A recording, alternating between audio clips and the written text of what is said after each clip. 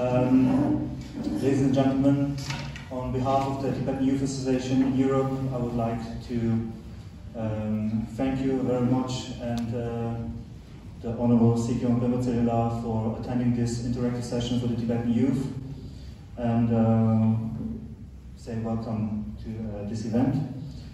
First of all, for the program, we're going to sing the national anthem of Tibet. After that, there's going to be a minute of silence.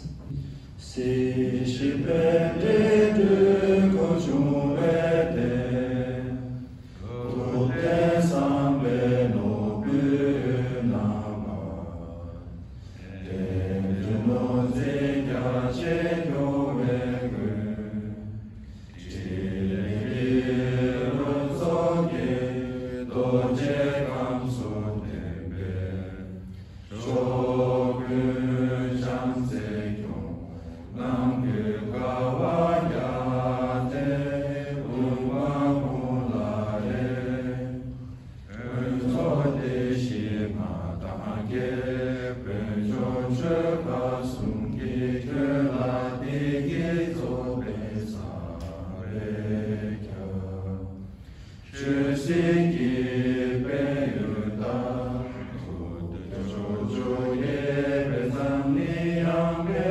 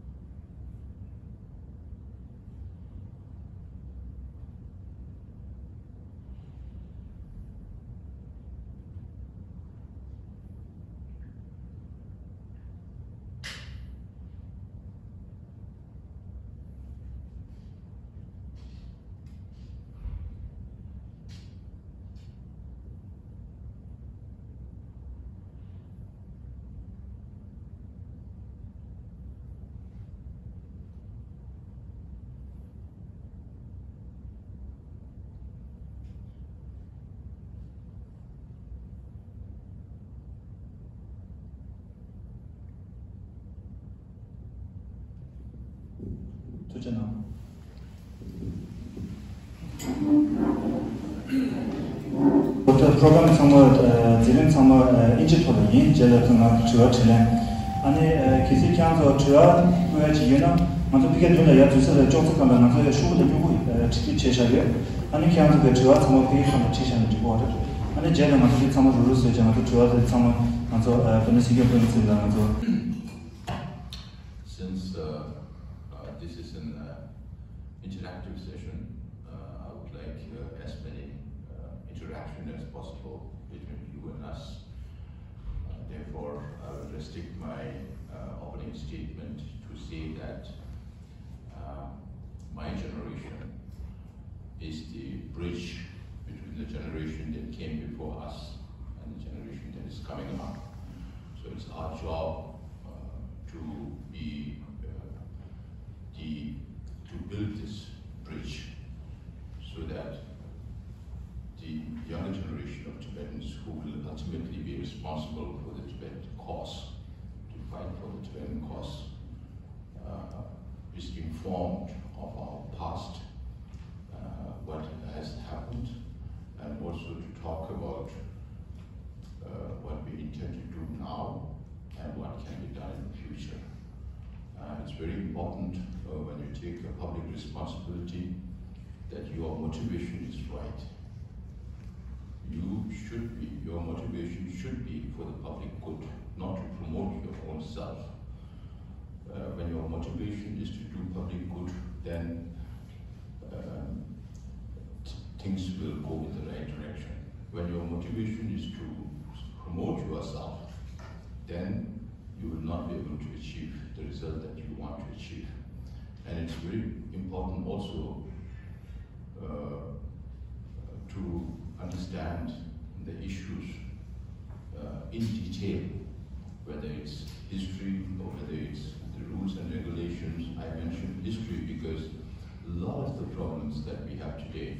within the Tibetan community, whether it's amongst the elders or whether it's amongst the youth, is the lack of education on Tibetan history. That is why we had Michael Van Wall Prague to talk about Tibetan history. He had been visiting several countries in Europe to talk with foreign officers and members of parliament, because they also need to be educated about Tibetan history. When you don't understand your own history, then it creates problems, because you live in assumptions and presumptions of what has happened. And then people tell you something and then you tend to believe it, but you have no mind of your own to analyze as to what had happened to Tibet before, what was Tibet's territory, and what were the significance of the different hegemonies that ruled Tibet, and where we are today. And I also mentioned rules and regulations, because it is not enough, it will not be possible for you to decide whether somebody has gone against the rules or not. That is why during my election I focused on three things. One is equitable justice. Equitable justice is, when we talk about equitable justice, then we are talking about no discrimination whatsoever, whether it's province or religious tradition or male, female, whatever. And there is no yardstick to measure what is equitable justice.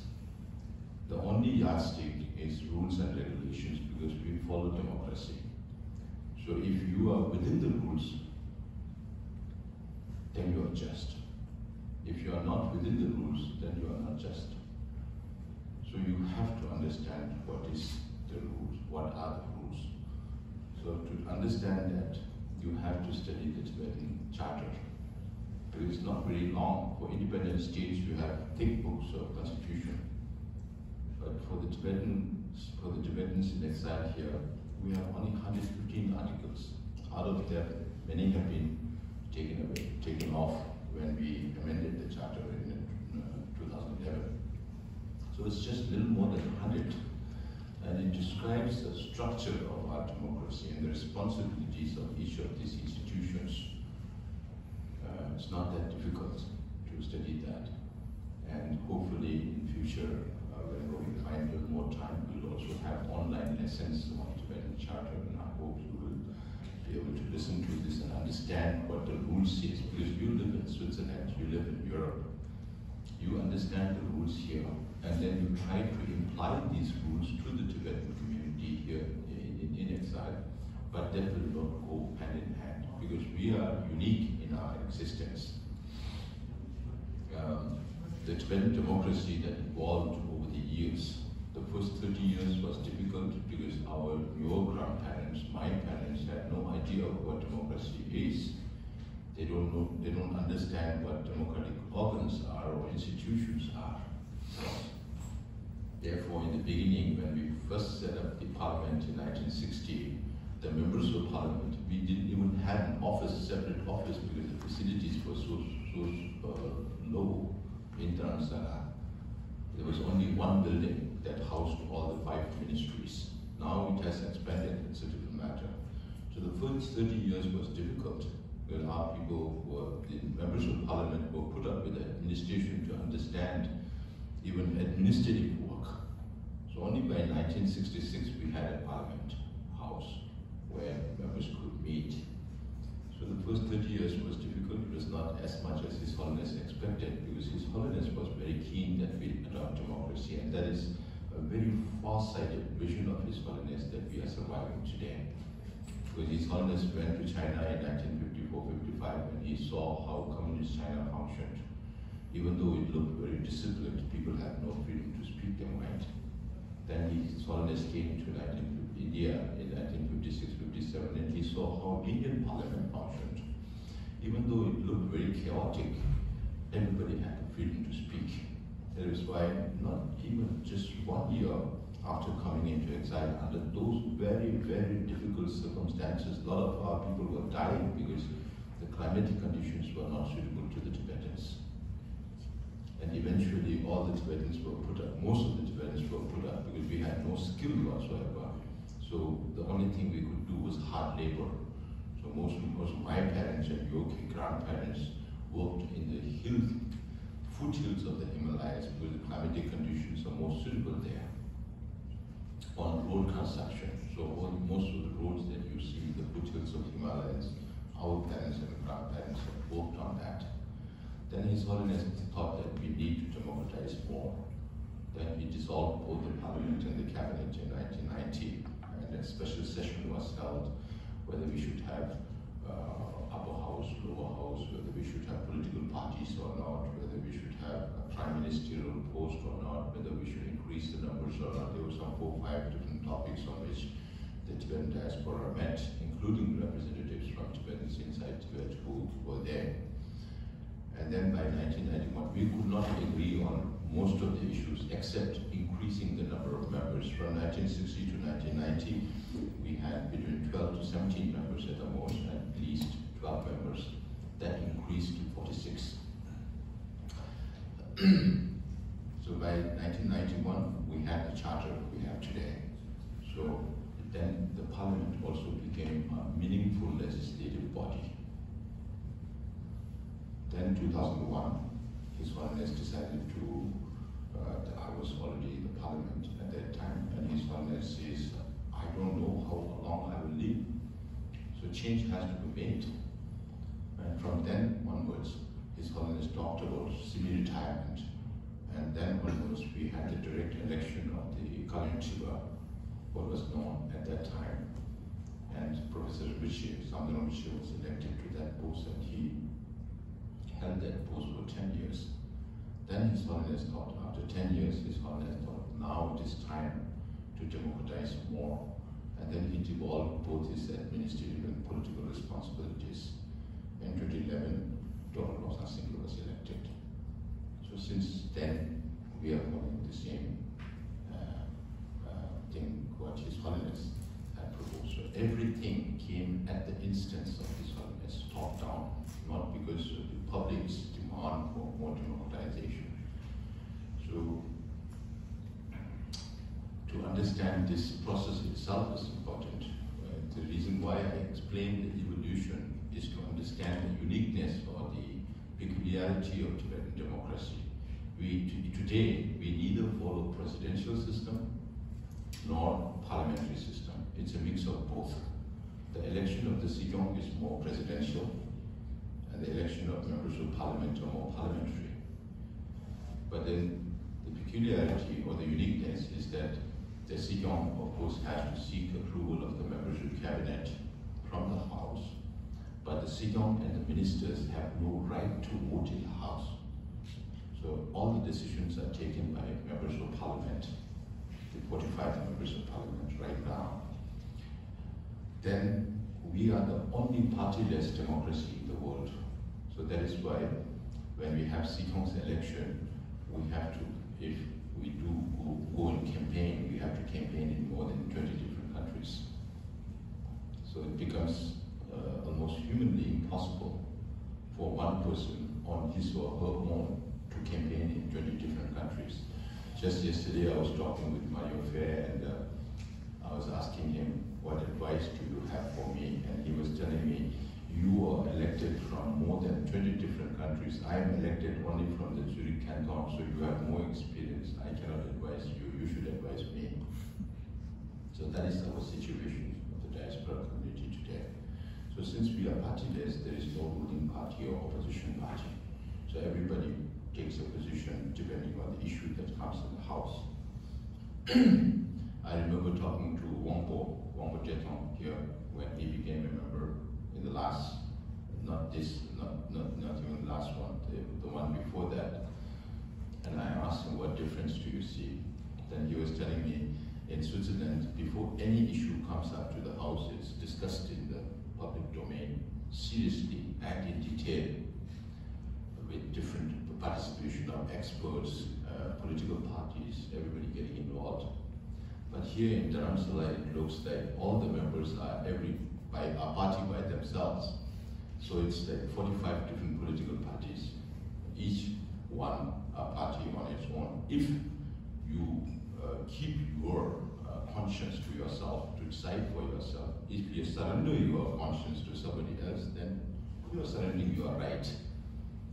Right? So this is also a peculiarity. And the other peculiarity is that we don't have territorial constituencies. So from the beginning in 1960 onwards, irrespective of the number of electorate, each province elected 10 members. At that time, it was 2 members and 3 members. Now it's 10 members. So Luzon 10, Dodu 10, Dome 10, irrespective of the number of electorate. But then since the proximity of the border between India and Tibet was more in Luzon region, so more Luzon people would come into exile. We don't know the numbers yet, but it could be more than 70% of Luzon people in the diaspora community. Maybe there's more than 20% from Kham, and about less than 10% from Amdo. So irrespective of the numbers, we elect 10 members. And religion had always played a very important role in the Tibetan community and Tibetan way of life. And also for the fact why we had this provincial and religious tradition. Okay, let me take up this first. The religious traditions, Sakya, Nyingma, Kagyu, Gelu, these 4 Buddhist traditions, and 1 pre-Buddhist religion called Kham. So we elect 2 members from each of these religious traditions. That makes 10. So 10, 30 plus 10, 40. 2 representatives from Europe and Africa, 2 representatives from North America and South America, and 1 representative from Asia, Australasia region outside India, Nepal, and Bhutan. So we are totally 45 today. But why did we go for this structure? And again, it relates back to history. The Gandhi Phoram government, as it was known to the government that was ruled by the Dalai Lamas from the 5th to the 14th now, are Gelugpas. They follow the Gelug tradition. And if you look at history, when Nyingma first came into being, because at that time there was no Nyingma or Sarpa, old or new, because there was only one religion in 7th century, 8th century during Tizon Desa's time. Then Kagyu came, Saya came, Gelug came. So Gandhi Phoram government was ruled by the Gelugpas. So there is this perception that the Lhasa government is a Gelug hegemony. So His Holiness wanted to dispel that by having representatives from all the traditions, Buddhist traditions, and later the Pon tradition. Then the Gandhi Phoram government is also said as Uzang government, because the rule of the Gandhi Phoram was mostly in the Uzang region, Tu and Tsang region, the central Tibet region. From 1724 to 1720, between 1724 to 1726, the whole of Amdo region was not part of Gandhi Phoram government.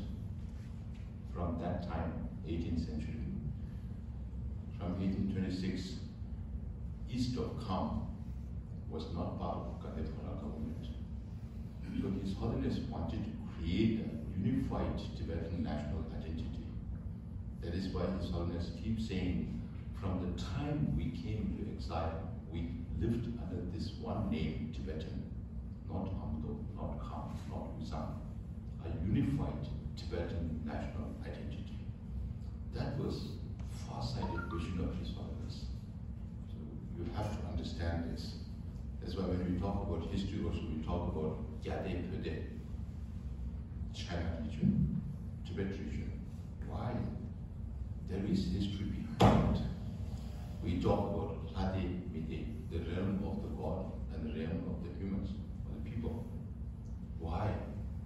That is also related with the territorial sovereignty of the Tibetan free, independent Tibet.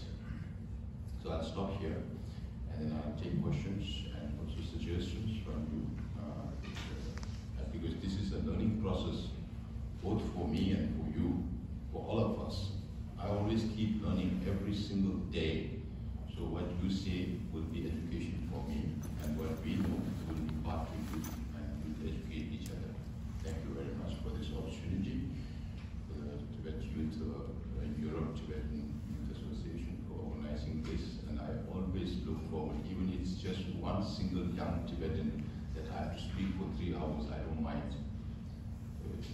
that is purposeful and useful. So today you are quite a number here. I'm very happy that I've got this opportunity.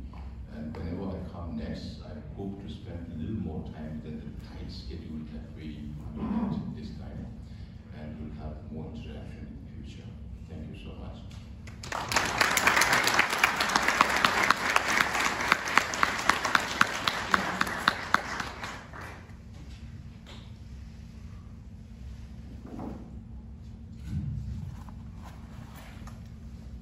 Thank you very much for the speech, Sigebert Zimmer.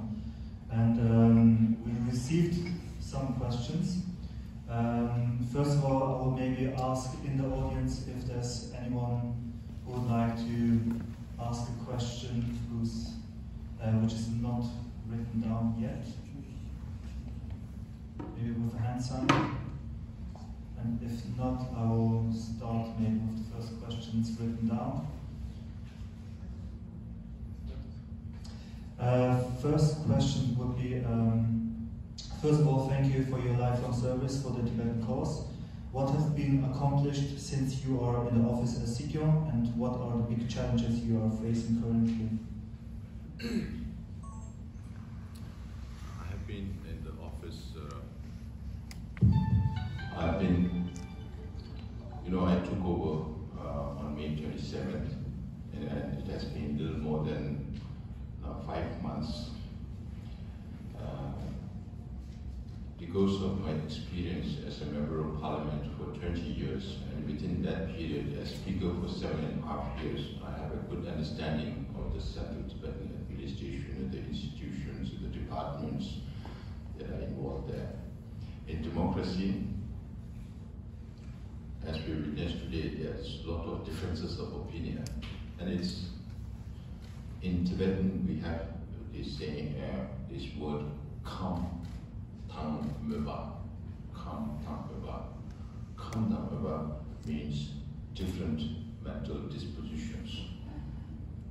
So if I have to today in this 70 billion people, if we have to look for a person same as the president of European Tibetan Youth Association, you go any part of the world, you will not find a similar person like them physically, or for that matter, like me, anywhere in the world. Similarly, there are that many number of mental dispositions. As Buddhists, we talk about previous life, so there are results of those previous life, as well as whom you were born, where you studied, who were your friends, the community that you live, the nation that you belong to. So it all shapes your mental disposition. So every single person on any given topic has a different mental disposition. You ask the same question today to everybody, and everybody will have a slightly different answer. So differences of opinion is part of our existence. We have to accept that. But when you take up a public office, as I mentioned from the very beginning, your motivation has to be clear, that it has to be for the public good. So the first step, even before I became the Sikyong, I said that to bring unity among the Tibetans. There has to be unity at the top level. So in my first few days, maybe I can go back to COVID, because that was the first task I took up, because that was emerging urgency of the situation. And then I took oath in the morning, then I made my acceptance speech, and then afternoon, the first thing I did was to handle the COVID situation, and it was very clear in my mind what we needed to do. So we decided the first priority is to inoculate as many people as possible, whatever the expense. That was the first decision. The second was to provide as much equipment, whether it's oxygen or nebulizer or whatever equipment required for the people who are already suffering or have been infected with COVID. And the third one was to give livelihood support for those people who have not been able to make a living during this period. So on these three priorities we worked. But fortunately, there is also a very good example. I can give two examples of why some of the things what we thought was important became important during this situation. We may have differences in opinion on certain things, but when it comes to a public emergency during this COVID, despite all the things that were going on, we were not able to form the parliament, and there were so many things being talked about in the social media and all that. But despite all that, for COVID, monasteries came up. They started inoculating their monks. They started helping the surrounding Tibetan settlements. Then institutions came up.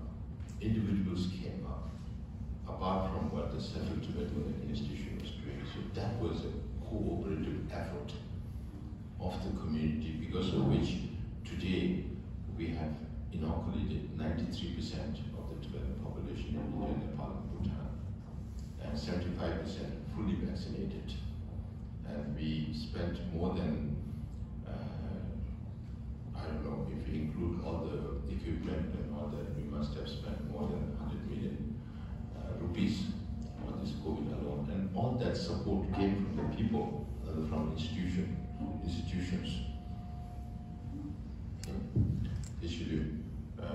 So that was one first and the most important task we took up. And the other thing was I reached out to the Supreme Justice Commissioners and I explained to them the relationship that the 16th Cabinet will maintain with the Justice Commissioners, or the institution of the judiciary that we have in Dharamsala. Then I also prepared a speech quality which I prepared later on, which I presented later on in the House, as to how we will maintain our accountability to the Parliament, how we will maintain responsibility to the Parliament, and how we will maintain answerability to the Parliament, and how we will cooperate with the Parliament on pushing the cause of Tibet within the Tibetan community as well as to the outside world. Then we also reached out to the three important organs of democracy: the Election Commission, the Public Service Commission, and the Auditor General's Office, because they are independent bodies. So we reached out to them. Then we also reached out to Tibetan Women's Association, Tibetan Youth Congress. We invited them to come to our office. And we had a good interaction with Tibetan Youth Congress, even though the policy of the Central Tibetan Administration to resolve the Sino-Tibet conflict is middle way approach. And the policy of the Youth Congress is independence for Tibet. I told them there is no necessity for us to fight amongst ourselves on this issue. You know, even Youth Congress, there need not be any conflict between the institutions or the individuals who have differences of policies. When Youth Congress goes and approaches international organizations, or whether they speak at a public conference anywhere in the world, they can talk about middle way approach. Why His Holiness proposed this? What are the objectives behind that? And what has evolved over the years? And what do we expect in future? Then you can also tell that I follow independence because of this reason, that reason, whatever reason that you have in mind. So there is no conflict. Similarly, when we talk about middle way also, we can tell the governments that there are a section of Tibetans who follow independence as a policy for Tibet. And these are the reasons why they do that, why we follow middle way, because these are the reasons why we follow middle way. So we don't send mixed messages. There is the official policy, and then there are also organizational policies and individual beliefs. What we need to realize is that our common enemy or common opponent is China, not amongst ourselves. So there is no wastage of our energy and efforts. The resources, both human and financial, which is very scarce for us within the diaspora community, should not be wasted. So the Youth Congress also listened and they understood that. So this is one area. where we try to convey our message to the official institutions as well as non-governmental organizations who are the leaders of the Tibetan community based in Dharamsala or elsewhere. So this is also one effort I did. Then in the last 5 months, I must have spent more than 1 month cumulatively on restructuring the administrative services. Because right now, we don't have immediate danger to the structure of the civil servants. But in the years to come, 5-10 years, we'll have a lot more problems because the system is not so accurate, not so, it's not cared for to carry through for many years to come. So that took a lot of my time in the cabinet to restructure and to create posts and people in the right position. So that was quite a task because we have about 568 civil servants recruited by the Civil Service Commission. But we have more than 1,200, 300 people who work at the regional level, at the settlement level. So altogether about 1,800, 900 civil servants. So this, one of my aim is to develop a good system whereby it will work on its own. Then we can focus more on political and other important issues.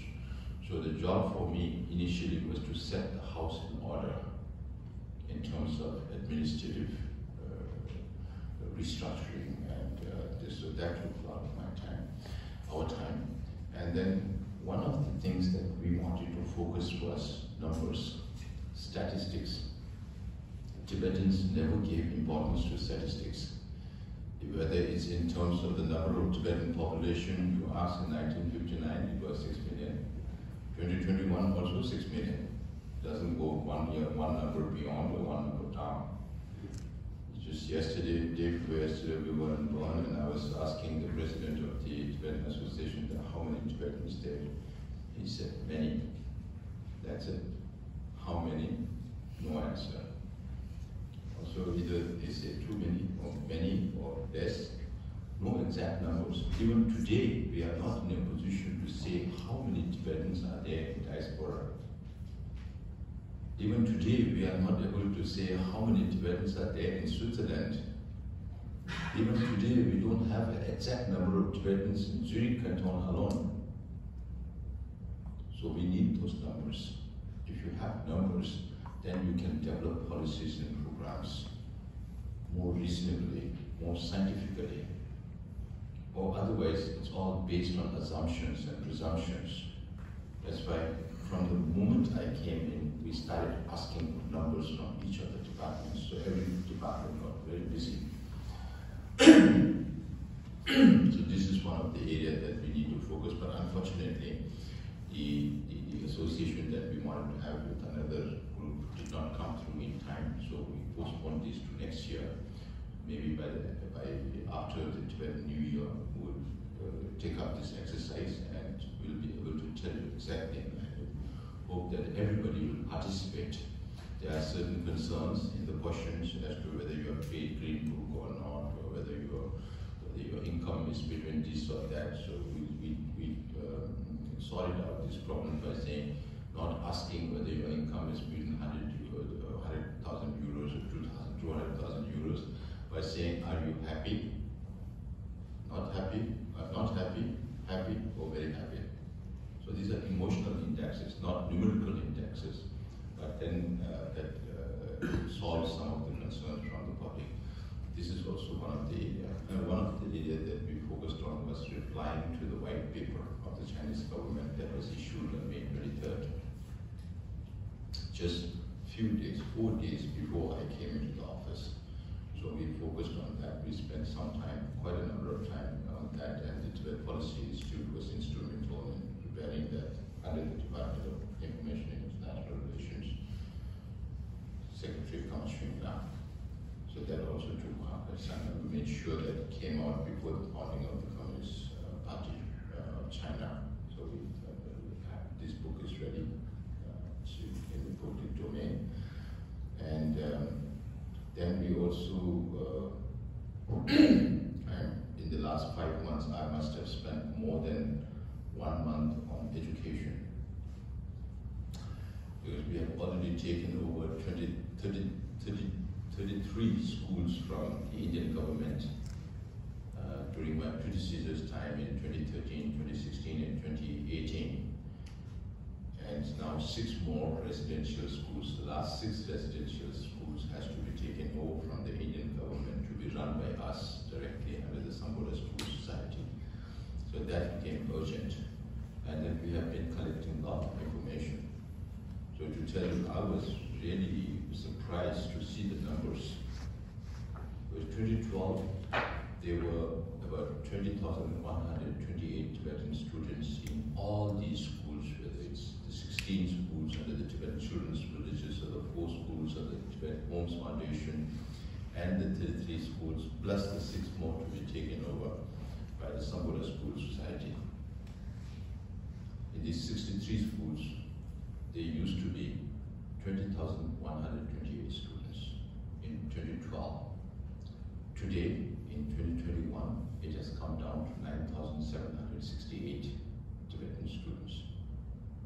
That was quite a shock to see that the number of Tibetan children has been decreasing by more than 1,000 every year. And if you make a linear projection of the graph that we have already drawn, in another 10 years it will be 0. Right? So we have to have a more realistic number. So we also got the number of children who are 1 to 3 years old who are not in the kindergarten or Montessori. We found that there's only about 500 new births in a year, average 500. So we know after 5 years how many children are going to go to grade 1. So we can plan accordingly. Because of this number, we can also make 3 more years of projection of how it's going to look like into the future. So we also had to visit these last 6 schools and spend quite a lot of time. Then also I spent some time visiting Ladakh, 8.5 days, very grueling schedule. I warned the staffers who came with me, don't say that you don't want to go with Sidon again.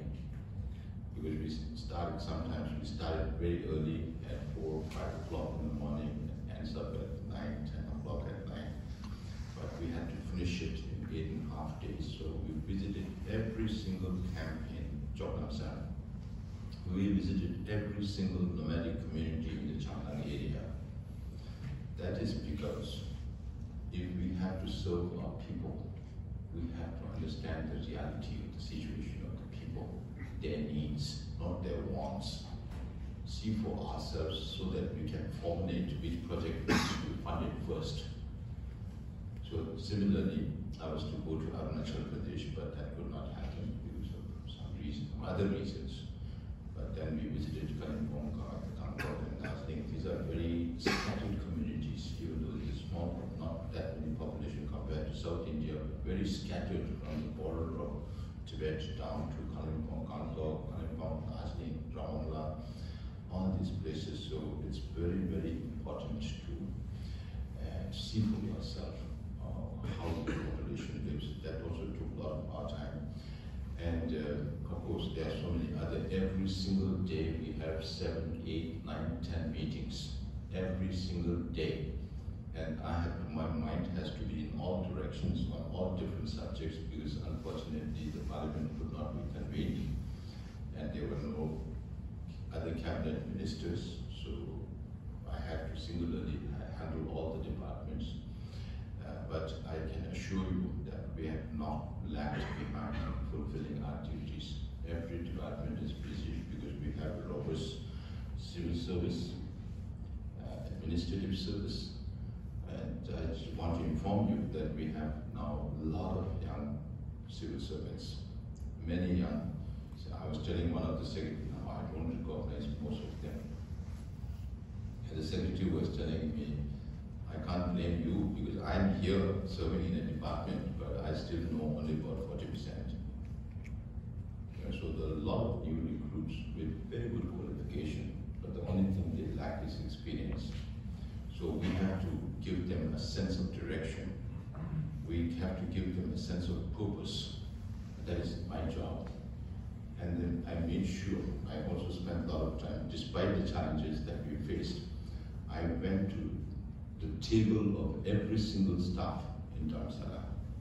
I met each and every staff on their table, tried to understand their background and the nature of the job they are doing, whether they are complementary or not. Then we had departmental meetings, because the job, the civil servants have to understand what are the visions, what are the policies and programs of the cabinet, the new cabinet, because everybody has a different way of doing things. 10 years of Professor Rinpoche was different, 10 years of Dr. Lobsang Singye was different, their approach is different, my approach is different. So we have to make sure that the civil servants understand the 16 Kashaks' views, policies, and programs. With the representative's office or the first meeting, I think this must have happened for the first time, also because of the pandemic, that I had meetings with not just the civil servants, the representatives in 12 different countries, but also all the staff members to attend it online, so that every single staff understands what we have in mind, and then they can also contribute to what they can do.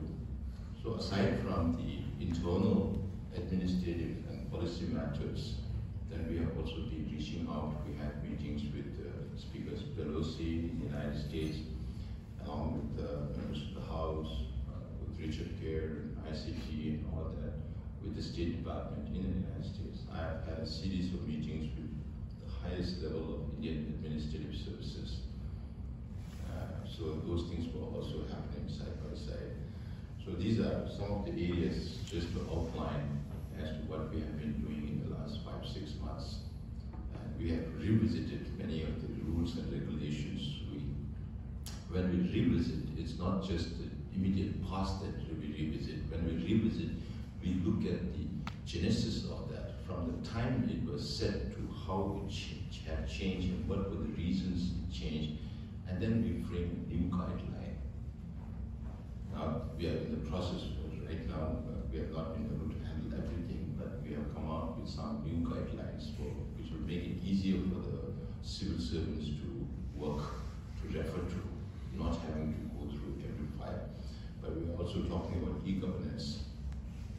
We are talking about paperless governance, and we are also talking about digitization. So one of the big projects that we'll be undertaking is to document, to digitize all the documents from 1959 onwards till now. It's not enough for me to blame my predecessors for not having taken up that job, but then, yeah, but I think many questions will be answered. They are all controlling me all the time. Can I stop here? Well, this is important, digitization. So we're going to digitize all the documents from 1959 to 2021, because all the hard copies are being collected in Kanjeng Kishon, and that occupies a lot of space, office space also. So we're going to move all the documents to the reception center, because we had only 5 Tibetans from Tibet last year, only 9 Tibetans so far. Before 2008, we used to receive between 2,500 to 3,500 Tibetans every year. Now it has come down to that level. Oh, more importantly, we restructured the Sino Tibet Task Force, the Permanent Strategy Committee. So this is one of the most important things we did. We are reorienting the work of the Department of Security. So every single department we are reorienting. We are making the civil servants think, not just act on orders. Okay, so the Security Department will be responsible for information gathering inside Tibet, Department of Information International Relations, but also we are going to restructure a whole lot of things